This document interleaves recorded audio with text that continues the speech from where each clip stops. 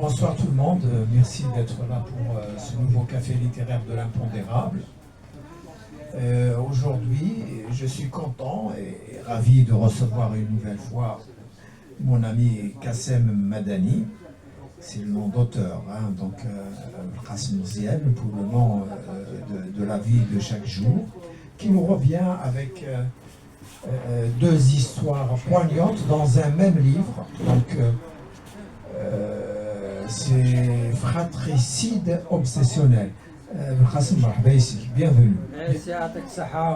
Merci beaucoup à Youssef. Donc je me suis un petit peu amusé à verser dans le style de nouvelles. Je ne pensais pas en arriver là. Finalement, un jour, je me suis levé de bonne heure et puis l'inspiration était là. Et je commençais à écrire, j'écrivais. J'ai pondu deux nouvelles en quelques fois, disons en 2-3 semaines.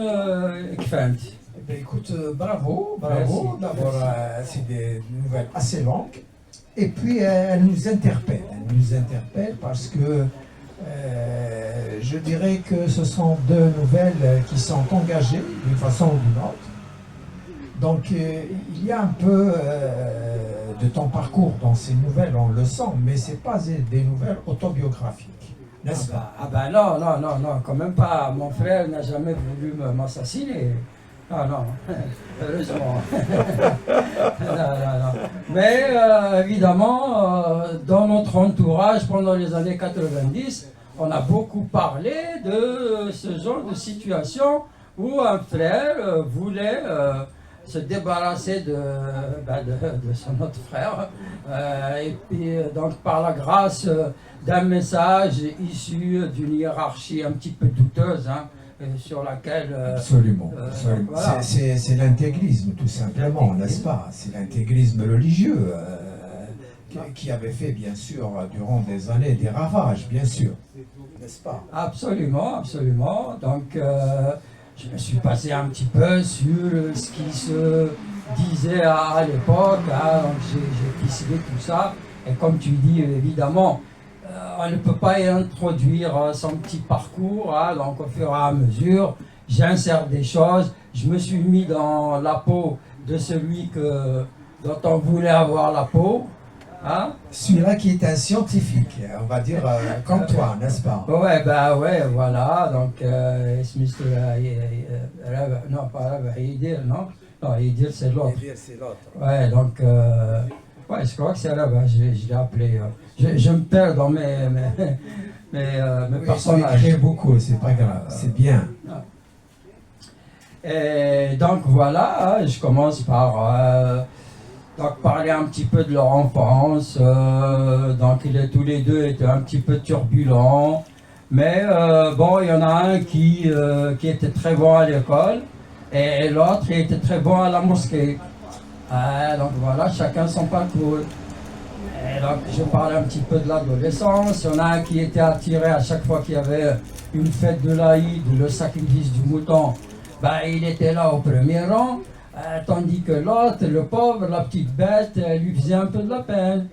Et donc, de fil en aiguille, je construis un petit peu le profil de ces deux personnes et arrivé jusqu'au jour où donc la hiérarchie... arrive la fracture. Voilà. Tu l'as dénommé la fracture irréversible. Voilà, la fracture irréversible où c'était deux mondes inconciliables. Et là, c'était le jeu du chat et de la souris. Donc, le grand frère traquait donc son petit frangin entre Bab Zouar et Larvan Tereten. Larvan Tereten qui est évidemment ma région d'origine. Et donc, tout se construit autour de ça. Jusqu'à une fin. Évidemment, on ne va pas la dévoiler, sinon ça n'aurait pas de... Absolument. Oui, c'est le propre de la nouvelle, voilà.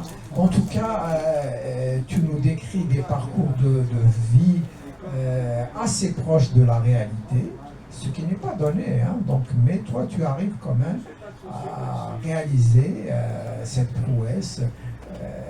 Tu nous fais revivre une époque toute récente, mais que certains peut-être n'ont jamais connu et ils n'ont pas une idée de ce qui s'est réellement passé durant cette période trouble. Absolument, c'est un peu pour ne pas oublier, c'est contre l'oubli. Donc ce genre en fait, de nouvelles, il devrait y en avoir des dizaines, voire des centaines, parce qu'il s'est passé des choses pendant la décennie 90.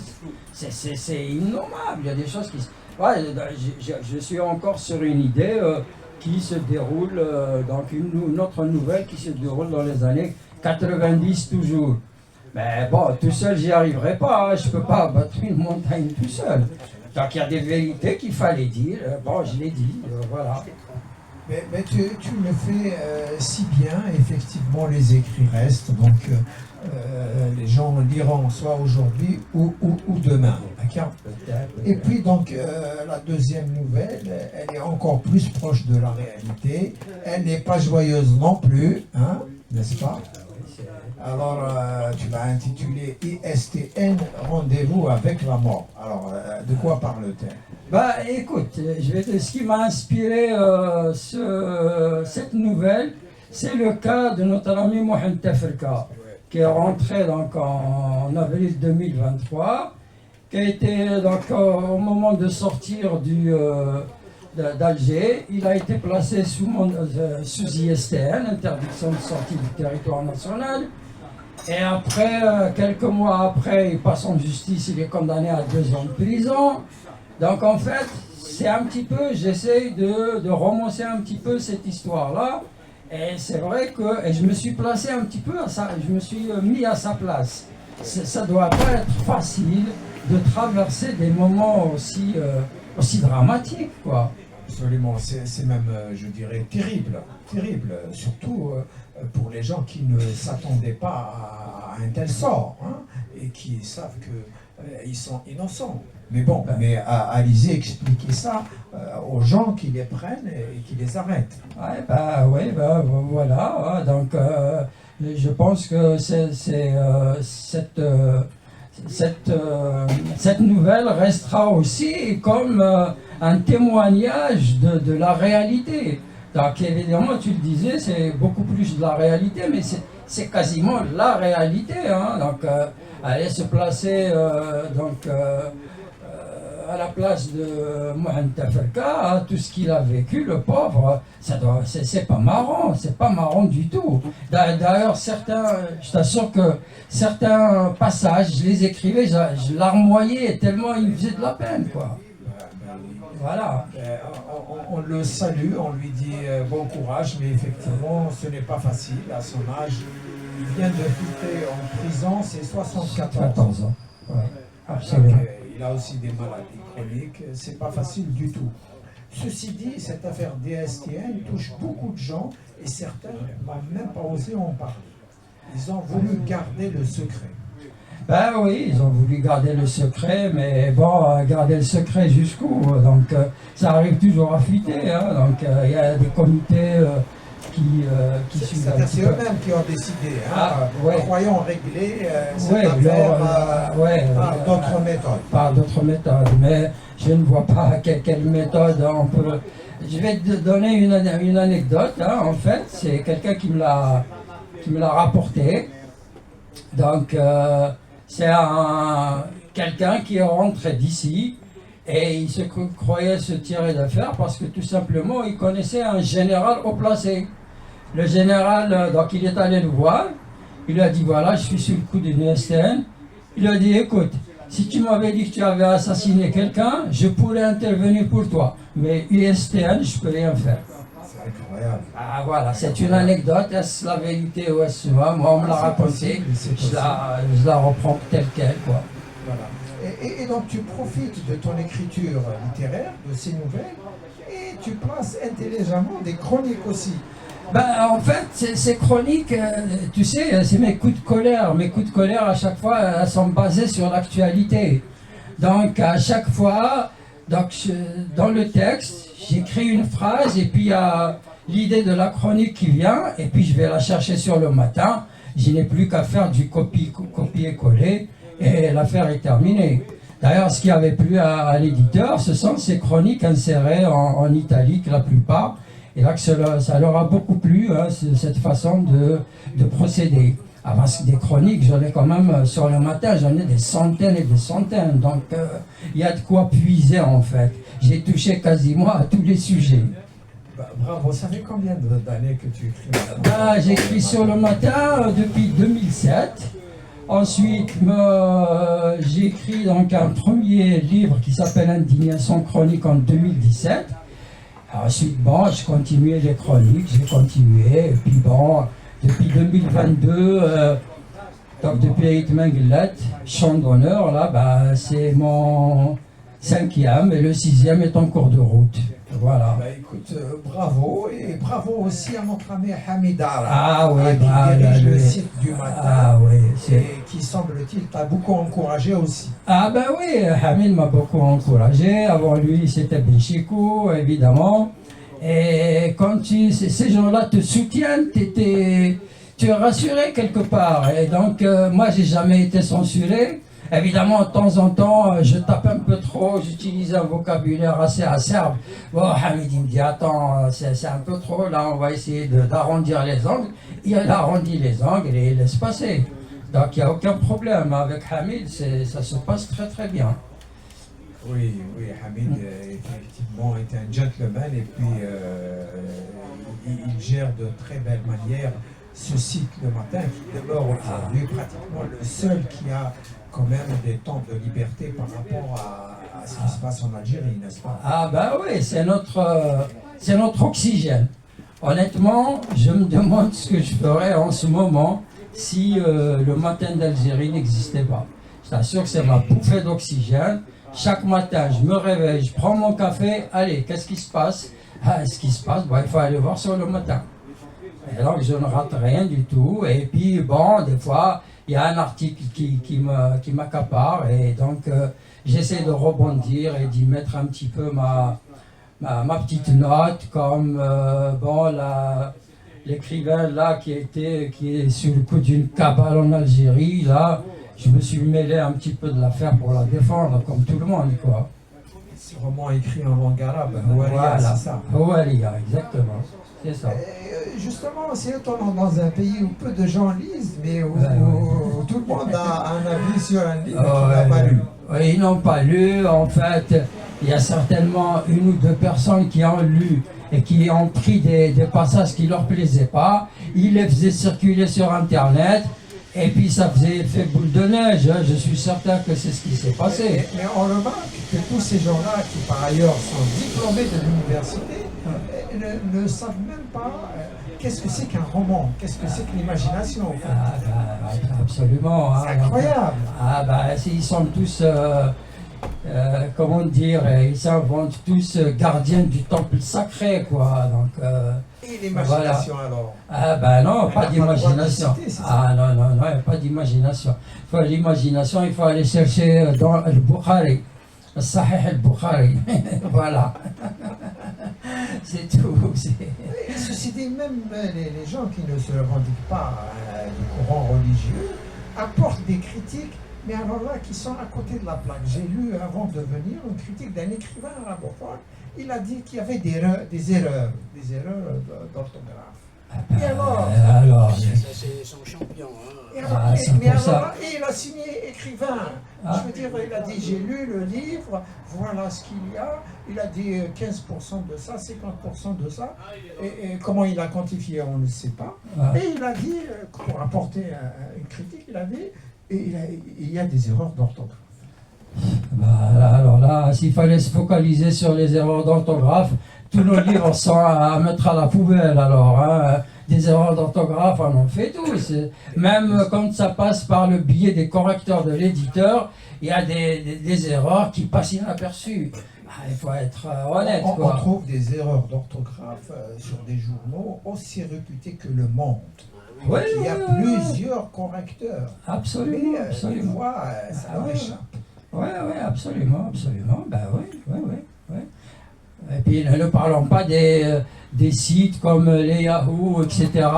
Quand ils mettent des nouvelles, le français un petit peu approximatif et tout. Mais bon, Le but, c'est pas non plus d'écrire que du littéraire. Hein. Donc, faut faire passer un message et puis c'est tout, quoi. Absolument. Voilà, donc mon ami Qassim, si tu veux bien, on va passer la parole à nos amis, ils peuvent intervenir et tu pourras rebondir donc, en leur apportant des réponses. Voilà, c'est à vous, hein, pour des questions, des remarques, voilà. Qassim Akbar, bienvenue Merci. au café littéraire Merci. légendaire de notre ami Youssef Zirem. Eh bien, vous êtes vraiment un personnage. Ah, merci. Vous êtes extraordinaire. D'abord, en quelques années, vous êtes très prolifique. Vous êtes passé de la chronique à la publication, au roman. Maintenant, vous passez à la nouvelle. Et je me sens très à l'aise dans la nouvelle. Ah, bah c'est gentil, c'est vrai que... Et donc, alors, comment faites-vous pour passer justement d'un genre à un autre? Alors là, si j'avais la recette, je la donnerais là tout de suite. Il n'y a pas de recette. Enfin, je t'ai dit, j'ai eu un moment en novembre, décembre dernier, j'ai eu un moment de fulgurance. Il y avait donc l'inspiration qui est venue par flot incessant. Et chaque matin, j'en profitais. Chaque matin, autour de mon café, allez hop, je prends mon iPad et en avant. Bah, initialement, j'écrivais comme ça sans but précis. Mais au fur et à mesure que j'écrivais, ça prenait un peu de consistance. Et puis j'ai la chance, ce que je disais tout à l'heure, d'avoir des centaines de chroniques sur le matin et des chroniques qui se prêtent à être insérées donc, au fil des événements. Donc c'est un petit peu ça qui donne de la consistance à ces nouvelles. Je crois que sur ISTN, je ne sais pas, si, sur ISTN aussi, j'avais rebondi j'avais pris un texte que j'ai écrit quand, comment il s'appelle, Kamal Din Fakhar avait été en prison et puis il est mort en prison, on ne sait pas comment, donc je lui avais rendu hommage et donc j'ai repris le texte pour rendre hommage donc à celui qui est sous GSTN. Bon, je ne vais pas dévoiler encore une fois le fond de l'histoire, hein, il faut la lire. Donc voilà, ma chance, c'est que, je te dis, j'ai des centaines de chroniques sur le matin qui sont là, qui demandent qu'à être trouvées et puis copiées et collées dans le texte. Évidemment, je les travaille, hein. Ce n'est pas du brut, parce qu'il faut les rendre, comment ça s'appelle, à jour, il faut les mettre à jour. Ça sous-entend aussi que c'est l'un des personnages qui les écrit. Bah, oui, Voilà. C'est toujours l'un des personnages qui les écrit, bien sûr, ce n'est pas le narrateur, hein, non, c'est l'un des personnages qui les écrit toujours. Ouais. Donc voilà, en gros, si on m'avait dit que l'an dernier que je serais arrivé encore à écrire ces nouvelles, là maintenant, au moment où je te parle, bah, j'aurais dit mais non, arrêtez, moi je suis pas... Non mais on m'a encouragé, le premier à m'avoir encouragé c'était Youssef justement, quand j'avais présenté Mémoire en Dongsi, il m'a dit, tu as une belle plume, tu devrais nous écrire des romans. Ah, je lui ai dit, n'exagère rien, Youssef. Et finalement, il n'avait pas tort. Bon, je me suis essayé. Bon, ça donne ce que ça donne. Mais j'ai eu des retours quand même assez positifs. Donc, voilà, quoi. En tout cas, j'encourage tout le monde à vous lire parce que c'est vraiment passionnant. Et en plus, vous avez vous êtes hors de la langue de bois, hors des sentiers battus. Vous avez la parole vraie et vous êtes, on peut dire que vous êtes l'un des auteurs libres, comme les Youssef Zirem, des rares auteurs libres. Bah, moi je pense qu'on ne peut pas écrire si on n'est pas authentique. Bah, il y a des gens qui peuvent s'inventer une autre authenticité que la mienne, que la leur. Mais bon, nous, je pense qu'on essaie de rester authentique, de rester fidèle à nos credos. On n'invente rien. Donc, on essaie d'écrire ce qui nous touche de près, ce qui titille un peu notre imaginaire et notre... de toute façon, ces écrits-là, c'est tout ça provient de quoi? De tout un amas de souvenirs, hein, on n'invente rien non plus. Mais quand on les écrit, il y a toujours, évidemment, on emprunte des sentiers provenant d'une certaine réflexion. Des fois, bon, avant de dormir, je réfléchis à la suite. Et le lendemain, j'oublie ce que j'avais. Donc, j'enclenche et c'est autre chose qui vient. Des fois, je me dis, oh là là, si je devrais laisser un micro juste à proximité. Et au fur et à mesure que je m'endors, je dicte et puis le lendemain, j'écris. Voilà, mais bon, malheureusement, bon, c'est pas comme ça que ça se passe. Voilà. Oui. Salut Nordin. Nordin. Ah là là, pardon, j'espère que je n'étais pas là, mais aujourd'hui, C'est pas méchant. C'est pas méchant. Nordin, peut-être. Ah oui, il va nous dire un moment. Nordin. Je ne sais pas parce que je suis arrivé en retard, je ne connais pas encore le livre. Bah, Le livre, bon, donc c'est Fratricide obsessionnel. Oui, C'est un livre de nouvelles. La première, encore une fois, c'est deux frères. L'un qui suit le chemin de l'intégrisme et l'autre qui suit un parcours universaliste, quoi. Et donc le premier a été chargé par sa hiérarchie d'assassiner le second. Ah ben voilà, donc ça doit te parler tout ça, hein. On a eu vent de telles histoires. Et la deuxième, c'est ISTN, Rendez-vous avec la mort. Là, en fait, je l'ai écrit c'est en pensant au cas de Mohamed Tefrka, qui est toujours en Algérie, en prison, condamné à 2 ans de prison, après avoir passé 6 mois, en Algérie, interdit de sortie du territoire. Donc c'est en pensant à lui, je me suis mis dans sa peau et j'imagine un petit peu la difficulté, la douleur, le désarroi dans lequel il est plongé, quoi. Donc on ne peut pas ne pas... Donc voilà, tant que ça vient, on le rend, c'est notre façon de leur rendre hommage, quoi. Et j'espère vraiment qu'il va s'en sortir, parce qu'à 74 ans avec des maladies, etc., c'est pas gagné, quoi. oui. Voilà. J'ai une question. Il n'y a pas de souci. Bon, Nordi 2000 prépare un livre. J'ai eu la chance. Plusieurs livres, je crois. Il prépare un livre, Les fantômes d'Alger. C'est un livre qui promet. Ouais. J'espère. Si, je l'ai lu aussi, ouais. Ouais. Ouais. Et promis, ouais, c'est vrai. Ah, c'était peut-être aussi.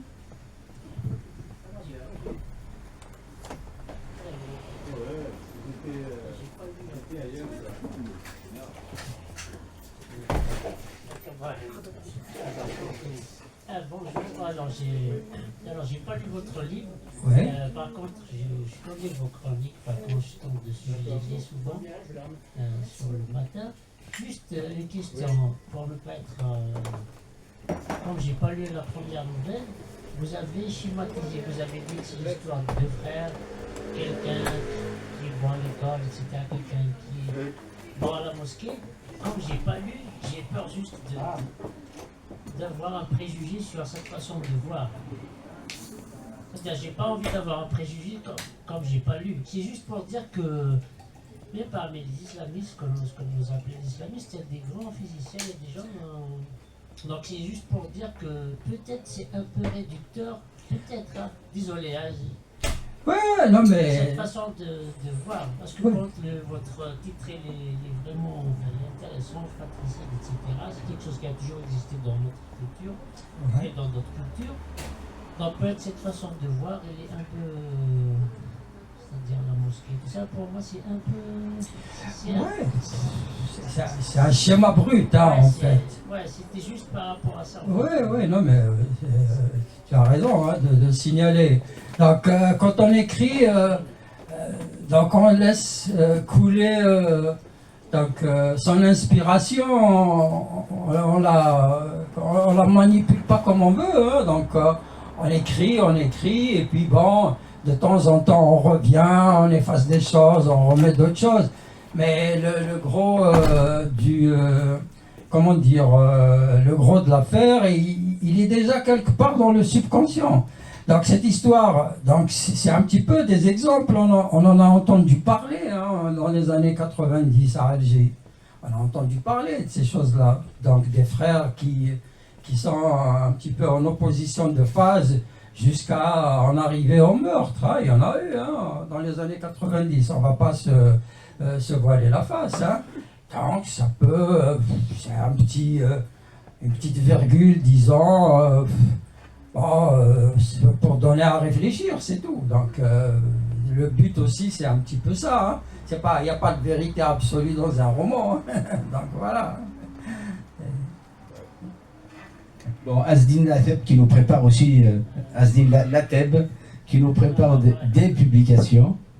Et donc, bon, c'est vrai que sa question est pertinente. Mais donc, ça rejoint à ce que je disais tout à l'heure. Donc, vous n'avez pas la langue de bois, vous êtes vrai, vous dites les choses telles que vous les voyez, sans équivoque. Tel que je les ressens, c'est-à-dire, voilà, j'essaie même pas, c'est naturel. Ça vient comme ça, je ne me force à rien du tout. Donc ça coule de source, je dirais, et puis je laisse couler. Comme disait Itman Gillet. Donc c'est un petit peu ça, que c'est comme ça, je suppose que tout le monde écrit, hein, donc on laisse couler l'inspiration. Ta poésie aussi, c'est pas sur commande, hein, ça aurait été trop facile et on aurait donné la recette et puis voilà, chacun y mettrait du sien. Donc voilà. Oui, mais si.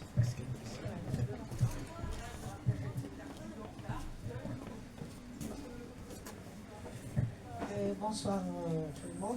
Bonsoir. J'ai une remarque et une question. Donc, est-ce que vraiment écrire maintenant, comme il n'y a pas vraiment beaucoup de personnes qui lisent, est-ce que ça motive vraiment ou des fois vous dites à quoi ça sert, voilà, c'est ce que je voulais dire. Et puis l'autre remarque, c'est l'inspiration vient toujours de la réalité, quoi.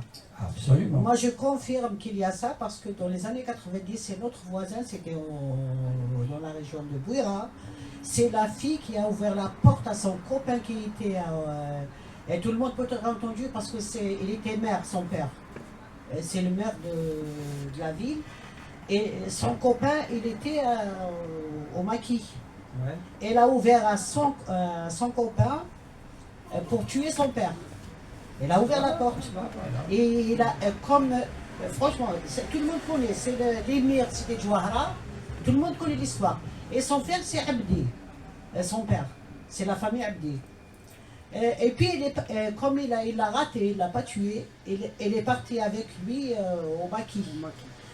Quelques années après, maintenant, actuellement, la fille et son mari ont une villa immense. Il est revenu avec de l'argent, des tonnes d'argent. Il a construit à Bouira. Tout le monde connaît sa villa. Tout le monde connaît l'endroit dans le Bouira. Et puis, la fille, son père, il ne veut plus lui parler, quoi. Donc ça vient toujours de la réalité, c'est pour confirmer ce que vous dites. L'inspiration en général vient que ce soit pour un artiste qui chante ou un écrivain. Et il y a toujours la réalité, c'est basé sur la réalité.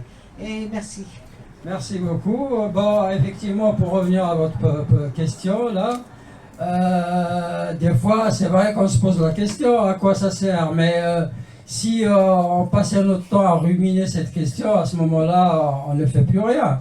Nous, on est des auteurs. D'ailleurs, moi, je refuse le titre d'écrivain, parce qu'un écrivain, c'est celui qui écrit et qui gagne un petit peu sa vie ou qui a beaucoup d'expérience. C'est pas en 2-3 ans qu'on peut gagner le titre d'écrivain.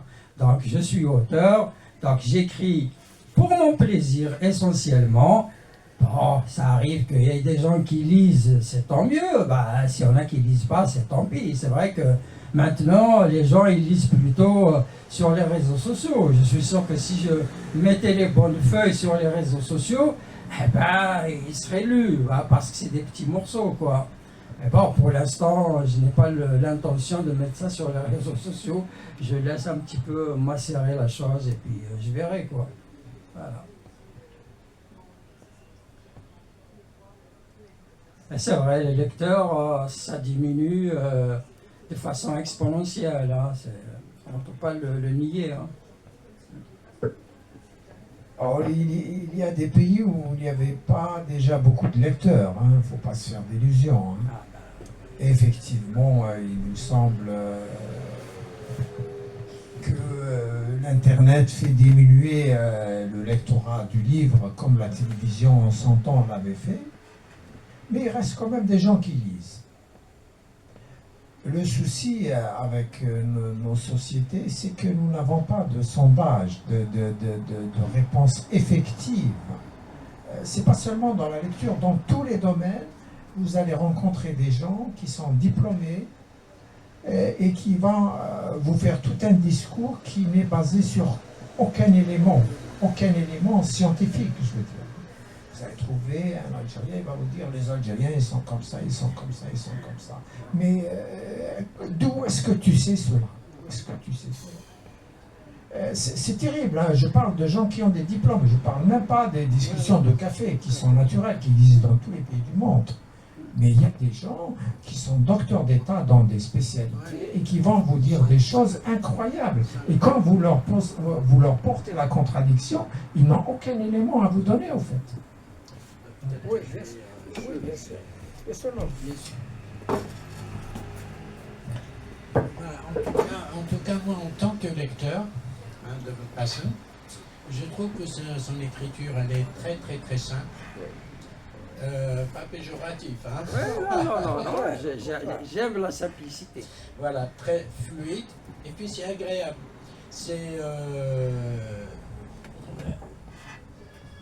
Il est rare que j'aille jusqu'au bout dans un livre, mais avec le Cassin, parfois en une seule traite. C'est très agréable, il t'accroche dans la réalité, il y a des émotions, des sentiments, il y a toute une dynamique de la réalité, et ça, c'est pas, je pense que ce n'est pas donné à tout le monde. Même quand je lis d'autres ouvrages où c'est laborieux, c'est lourd, et on ne comprend rien du tout, et on ne sait pas où il va. Au moins, avec c'est des anecdotes, c'est des situations bien décrites, bien. Et ça, c'est pas. Merci. Merci. Ouais, c'est vrai que la simplicité, j'ai toujours été. Mon écriture a toujours été simple. Même dans mes articles scientifiques, mon premier article, il date de 1988, eh bien, il y a le mot simple dans le titre. A simple model of. Je me souviens plus. Simple. La simplicité, c'est vrai que c'est une caractéristique qui me colle à la peau aussi. Hein. J'aime bien la simplicité. C'est un art d'écrire simple. Voilà. Ce n'est pas donné au fait. Voilà. Alors, dans la vie, la simplicité est une grande qualité aussi. Mais dans l'écriture simple et profonde et fluide, comme disait Nordi, elle est assez rare.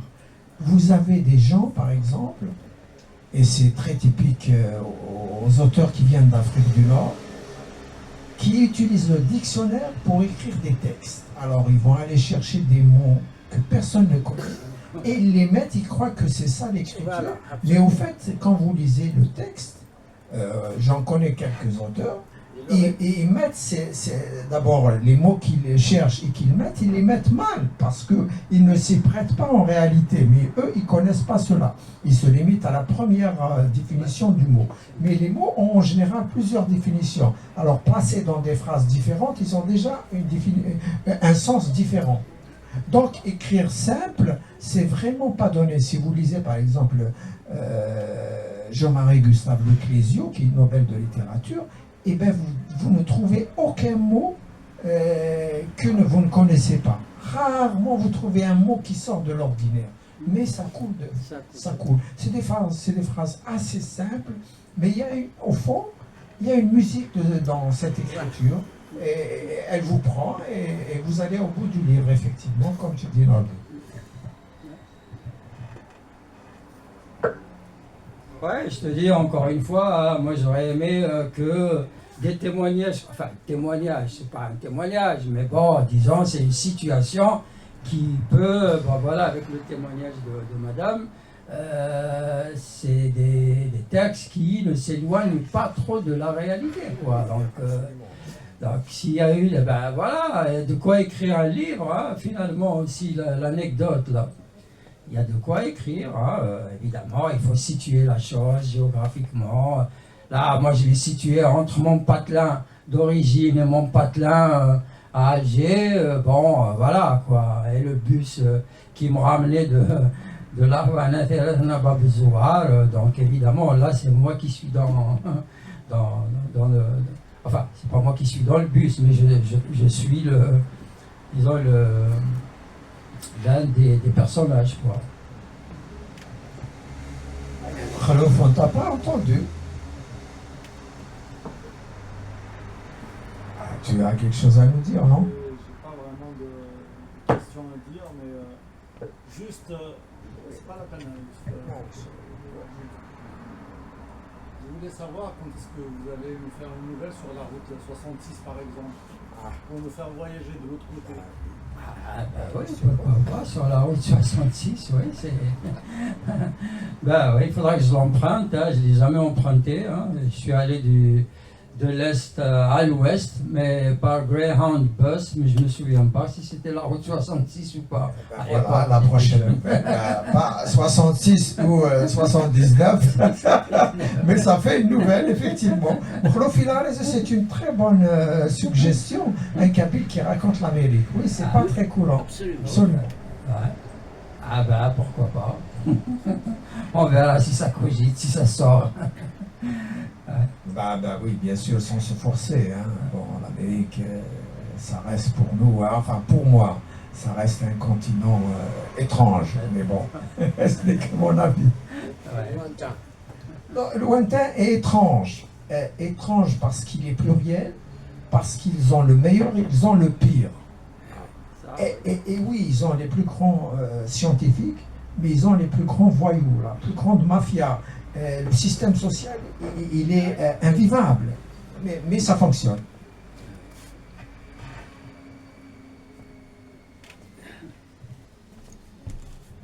Donc, les projets foisonnent. Donc là, vous préparez un autre livre. Là, ouais, il va y avoir un autre livre. Et là, j'imagine que ça bouillonne encore. Non, en ce moment, honnêtement, depuis le mois de janvier, c'est un petit peu du stand-by. Hein. C'est ce qu'on disait tout à l'heure. L'inspiration, malheureusement, il n'y a pas de télécommande pour la déclencher. Si ça vient, ça vient. Si ça ne vient pas, il ne faut pas trop se casser la tête. Il faut vaquer à ses occupations, faire ce qu'on peut faire, et puis c'est tout. Même sur le matin, les derniers mois, là, j'étais pas vraiment présent. Hein. Donc c'est juste, j'ai repris récemment quelques petites chroniques. Hein. C'est comme ça, hein. J'ai dit à Hamid, hein. Et puis j'ai vécu une période un petit peu difficile, délicate, mois de avril, mai, juin. Donc j'étais loin de penser à l'écriture. C'est comme ça, hein. C'est la vie. Hein. Il y a des hauts, il y a des bas. Absolument. Ouais. En dents de scie, toujours. Absolument. Bon, s'il n'y a pas de questions, on laisse notre ami dédicacer son livre pour ceux qui veulent. Encore une fois, merci d'être passé à l'Impondérable et à la rentrée, puisque donc il y aura un nouveau livre et tu reviendras. Mais Braille, Allez bon, il est dans le coin, il est broken. Merci. Merci beaucoup. Merci beaucoup.